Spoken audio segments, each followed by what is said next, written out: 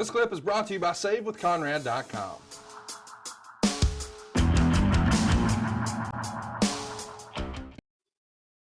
We see we're getting started here.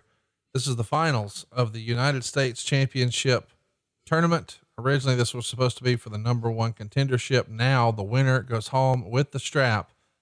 Dustin Rhodes and Ricky Steamboat. Steamboat still got those dragon style scaled airbrush tights. I think that he rocked very briefly in the WWF. Man, Steamboat's one of those other guys who it just feels like he doesn't age, right? I mean, in a good way. He looks just like that now, like with a little can of Just for Men. He looks just like this today. Yep. Well, it's because he still works out every day, right? Takes care of himself. That's the main thing. It's, he eats probably healthy every day, and that's how you maintain that. When you see two, very good wrestlers working a match like we're watching right now with Dustin Rhodes and Ricky Steamboat, what are you looking for that maybe we fans aren't seeing or don't even know to look for? Okay, I'm watching the fans and they're watching a good wrestling match. In the back of their mind, some of them are waiting to see who's going to be the first guy to get this, disgruntled and punch a guy in the mouth. Right. And they're waiting on that. Right now they're just watching. It's a good wrestling match, but without some good versus evil, which is what the business is based on, it's not nearly as interesting. We'll see where they go with this. And it doesn't have to even be a cheap shot. Is there? Go ahead. Can you tell us about match structure? I know that I shouldn't say I know. I imagine, so just based on the way you tried to set that up about who's going to take the first cheap shot, that the way you would structure a match for a heel and a baby face is totally different than if it's two baby faces like this. Yep. That's a perfect chance to feature all the good stuff that both guys can do. You can just wrestle for a while. And the key to this, there's a point in that match to where you can build to just out of nowhere a cheap shot. And it doesn't even have to be a cheap shot. It could be, Ricky could be, this headlock could just start to wear him down. They end up in the corner in the ropes or something. And as the referee breaks them, just out of desperation, Ricky just knocks Dustin's head off with a chop. It's not illegal. It's not anything, but it just sets the mode or the mood from what's to come now. Tempers are flaring, and then it becomes a different match. Meltzer would recap this show by saying Saturday TV on 116 was the strongest in a long time. 4 very strong TV matches, a 6-man opener with Wyndham, Pillman, and Austin beating Scorpio, Armstrong, and Bad, which was a hot match, a very good Chris Benoit win over Marcus Bagwell, an even better brawl with Cactus and Orndorff, ending with Vader interference for the DQ, and climaxed by the U.S. Tourney Finals, where Dustin Rhodes beat Rick Steamboat by countout when Wyndham DDT'd Steamboat on the floor. Steamboat was really a master in this match. So of all the shows we picked to watch today for a watch along, we picked a good one. This has been a very good show. And I'm curious, when you hear a guy like Dave Meltzer say Steamboat was a master in this match, what's your reaction? He's right. 100%. I don't agree with everything Dave says. No, nobody does.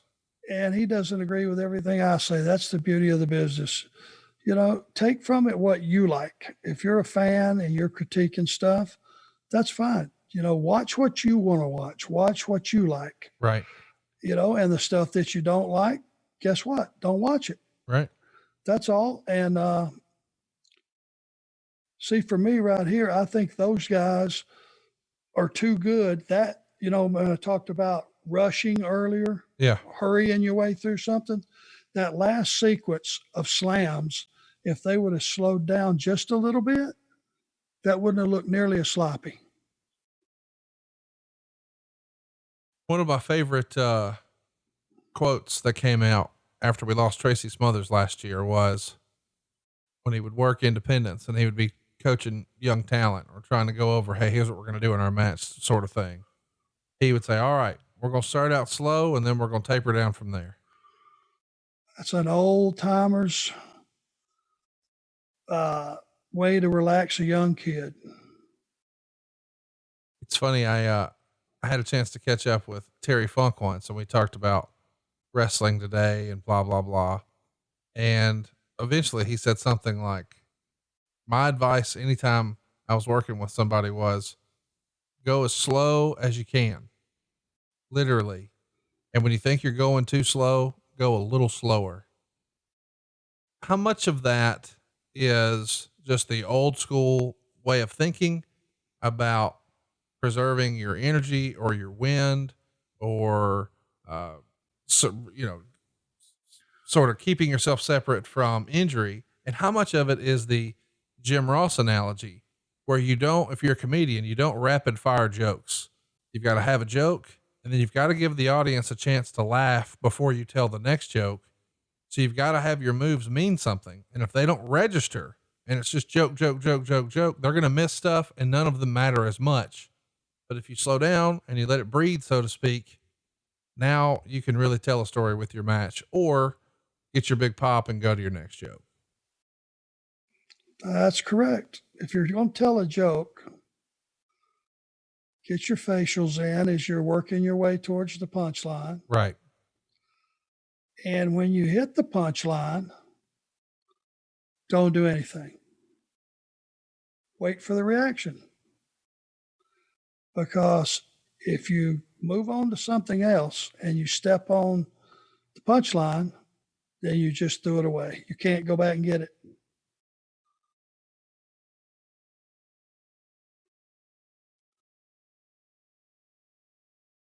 See, all this time, they've still just been working and nobody has punched or whacked anybody yet. And that's the natural story. You're looking for someone to be clearly identified as baby face or heel. It's not really as you're going to make a heel out of anybody. But if I was, could advise the announcers now that I'm a lot more seasoned and I've made a lot of mistakes in my career, but I could see things. If they would have been telling this story that, hey, Dustin Rhodes is a tremendous young wrestler. He just doesn't have the time in that Ricky Steamboat does. Right. Ricky's just a veteran. He's seasoned. He's been there, done that with everybody. Everything Dustin's done, Steamboat did it a long time ago. And now you tell the story of why Dustin is getting out-wrestled, but in a legal way. So that when something happens, and I'm hoping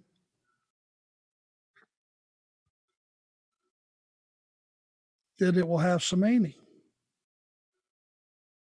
Tell us about what you see with, when you watch wrestling like this and it's a good match and you've got a referee. He's the third man in the ring.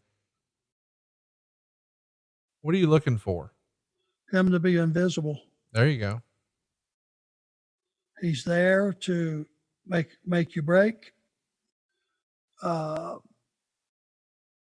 He's there to make a count and quickly on a false finish, dive in just like that's the finish. But mostly referees should just remain invisible until they're needed. In this era, who were your favorite referees to work with? Oh, Tommy Young, Nick Patrick, Pee Wee Anderson, probably from that era. As we're watching the match here, Greg wants to know, what were gas and Zubraz prices like at the time? Of course, he's having a little fun with your gas station bit. Tell us a little bit about Zubaz, though. Was that a regular part of your wardrobe at the time? Yeah, it sure was. It was acceptable. And Zubaz were about $12 a pair. And we wore them everywhere, through airports, everything. It was a trend. It was what was happening. Were you also rocking the fanny pack at the time, or did you not give in to that craze? What's that? Did you rock fanny packs at the time? No. Now, what I did wear, or I did use for, not wear, but what I did have for just a minute, and it was the wrong thing to do, was, do you remember those eel skin man purse zip up pouches? I don't, but I'm going to Google it right now. Yep. It was like eel skin, and you zipped it, and it would hold like just enough stuff, more than a wallet, but not quite as much probably as a Pecker pouch. That's what you called fanny packs, Pecker pouches? Yeah, that's correct. Boy, we're going to have to use that from now on. But the problem with that is I filled up gas one night. I had it sitting on top of the car. Oh. Got in the car, drove off, and who knows what happened to it. But all my valuables were gone. So I went back to a standard wallet, which I put in my front pocket, and I never lost anything again. You still wear it in your front pocket now? My wallet? Yeah. Yep. If I have a need to take it in somewhere, whatever that reason is, I just put it in my front pocket. It's not going to get gone that way. We got lots of questions about this show in particular. And this is a fun one. Late to the Nitro Party says, we know the STF is devastating, but what other submission hold would Arn recommend in a street fight situation?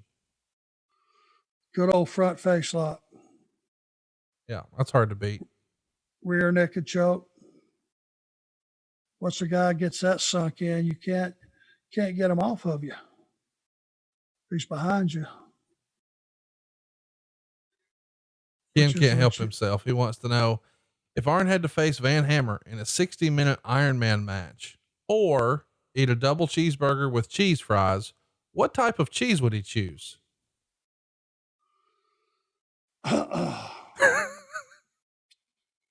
You know what Colby cheese is? I do. You know what it smells like? I do. Like you've been digging in your butt, right? Okay. Stinks. I would rather melt down a half a gallon of that and drink it like a large water than do the aforementioned match. Oh my God.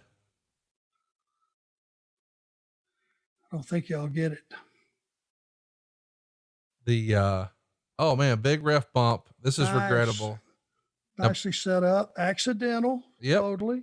And pay attention to what's coming. Big spill to the outside. Steamboat's laid out on the floor. We should probably track it here because we're going to get a little situation. Steamboat hit the cement. There's Barry Windham. What's Windham doing out here? Barry Windham, and he's got Steamboat. Oh my God! He throws Steamboat head first into the concrete floor. He just knocked Steamboat cold. I don't think Rhodes or the referee saw. Doing a great job there on commentary, JR and Zabisco. But Steamboat, much like we saw way back when Jake the Snake gave him a DDT on Saturday night's main event, he's laid out on the floor, suffering a DDT loss here. Well, he didn't really lose because of that. He's getting counted out. Dustin Rhodes is going to be your new U.S. champion because Ricky's not going to answer the count.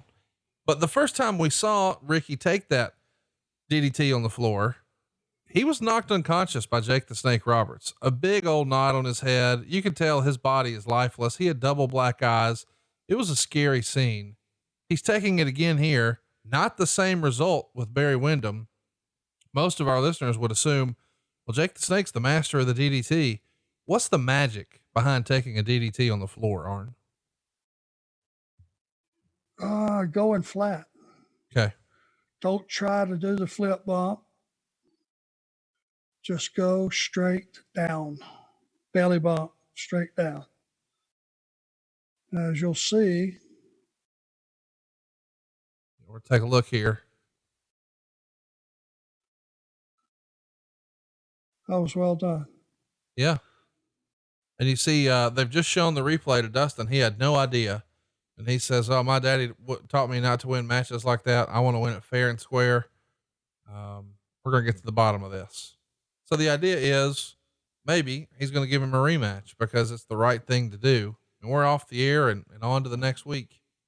I got to tell you, man, I don't know what you expected coming in watching an old Saturday Night from 1993, but I thought this was a good show and it was fun watching it with you. What'd you think? Yeah. I mean, in the key, I go back to the key to getting over in this business is having TV time, enough of it that you can tell your story, enough time that you can talk, and have enough match time that you can go out and tell your story. And these matches had all of that. So it was fun to go back and watch. Enjoyed it. Good choice. It was good stuff. And we hope you guys had fun watching with us. Of course, you can watch along with us. You get all these shows early and ad free over at adfreeshows.com. Our old great close personal friend, Jim Hurd, told me in our interview over at adfreeshows.com that he felt like Dusty was probably hurting Dustin a little bit too, by pushing him so hard. And in saying that, he put over that Dustin was a great kid and a great wrestler, and he really liked him a lot, but he felt like he didn't do him any favors with some of the other talent when he tried to feature Dustin so prominently. You were there for both. Obviously, Dustin wound up having a much different career than Eric, certainly much more talented in the ring and on the microphone, not comparing their work, just comparing the similarities to the boss's son here in WCW. Can you talk about that? And that's the only similarity. Yeah. Dustin could work right off the get-go. Dustin could talk right off the get-go. He got it. He knew how to handle himself in the locker room.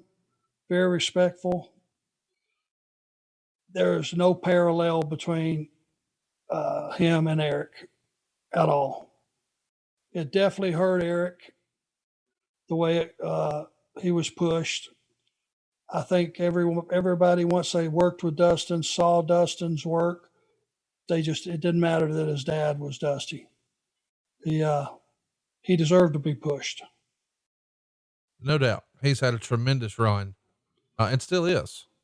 Hey, it's Conrad Thompson. Thanks for checking out the podcast here on YouTube. Be sure to hit the subscribe button and the notifications bell so you get a notice anytime we upload some new content. And go save yourself some money right now. If you're in a 30-year loan or you have credit card debt, it's not a matter of if I can save you money. It's a matter of how much. Find out right now for free at SaveWithConrad.com.